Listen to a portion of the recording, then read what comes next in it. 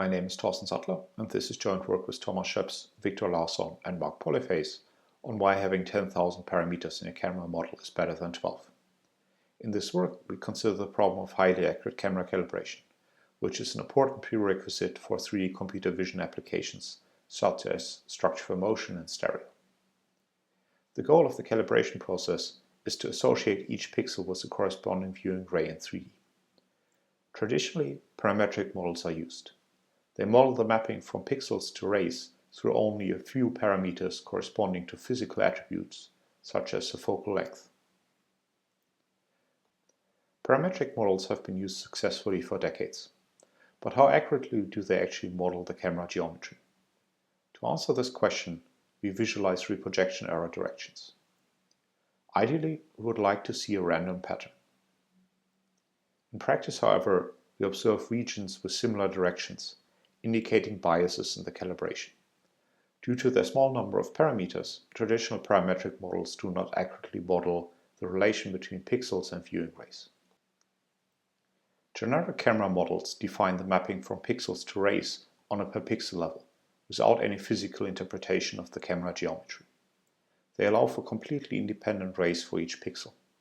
However, in practice it is common to assume that the viewing rays vary smoothly and use this for regularization. The model shown here is a central model, with all viewing rays intersecting in a single center of projection. However, non-central models are also possible. The number of parameters in both central and non-central models is roughly linear in the number of pixels. In this paper, we propose a calibration procedure designed for highly accurate camera calibration. We use a custom calibration pattern for data capture. Compared to a standard checkerboard pattern, the Siemens star-like design leads to more accurate feature detections. We extract features at the center of the pattern elements.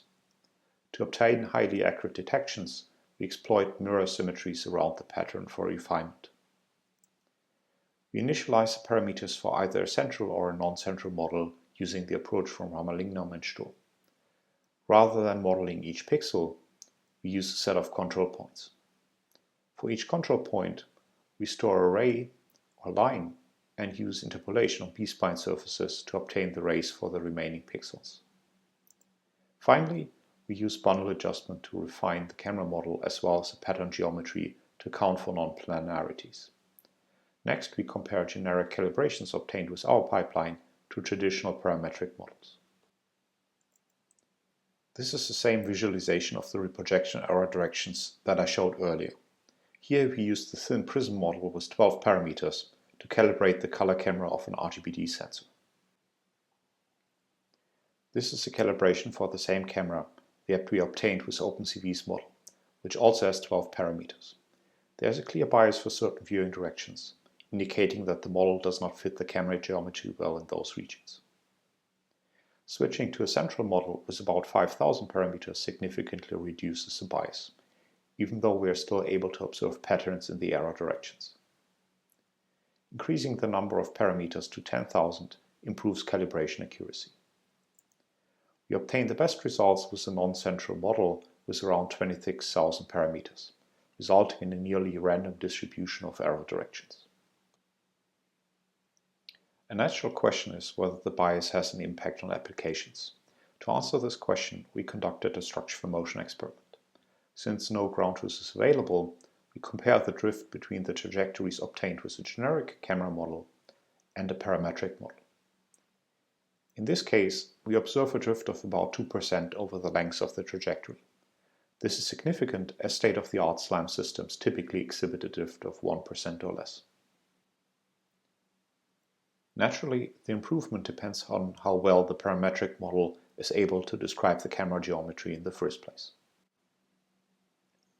In summary, this paper presents an improved calibration pipeline for generic models and shows experimentally that such models reduce bias in calibrations and improve performance in practice. At the same time, there's little to no runtime overhead when using central models. We believe that generic models should be used more often in practice.